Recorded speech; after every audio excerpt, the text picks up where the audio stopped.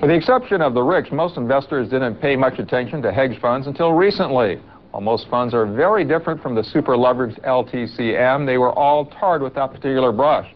Here to paint a different picture is Dion Friedland, chairman of the Hedge Fund Association and of Magnum Funds. Welcome to the show. First of all, you say hedge funds have been getting a bum rap. Why? Absolutely.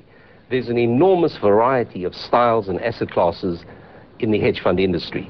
They're almost as various as animals in the zoo. I mean, you've got a wide range of species of types of asset classes. And to say that all hedge funds are dangerous would be to say that all animals in the zoo are dangerous. You've got lions and tigers, you've got elephants, but you've got ducks and geese and buck and birds that are not dangerous. But some are behind cages because they are dangerous. Exactly. And if you looked at long-term capital management, it was highly leveraged. Now, in your estimation, do you still think that there are some more surprises out there, objectively speaking? I think there may be some surprises, none of the scale of long-term capital, though, because I think all of the banks have already pulled their credit lines from anybody who was highly leveraged or very highly leveraged.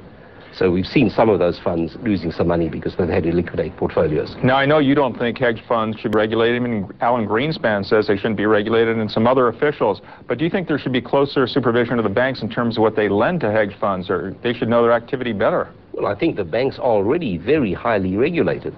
And I think after this lesson where so many of the senior banking people, chairmen of banks and so on have lost their jobs, I don't think you have to tell them to be more careful. I think that's happened already. But given that there's going to be less lending, does that imply there's going to be less potential volatility coming from hedge funds? Well, I think there'll be less leverage used by some of the bigger hedge funds. However, there'll be more volatility in the markets because of the lack of credit. There's a huge liquidity squeeze coming. Do you think there should be limitations, though, on the amount of leverage hedge funds can use because of the potential systematic risk? Well, let me ask you, the large investment banks use the same kind of investment strategies that the hedge funds use. What are the restrictions on them? Should they be more regulated? And they leverage that 20 times sometimes, is my understanding, much more than hedge funds. But they use the same strategies. Now, let me ask you this. You don't believe there should be regulation. You think the banks are in check. And obviously you're a big believer in hedge funds. And you say that they are less risky than mutual funds? Many of the hedge fund strategies are less risky or less volatile.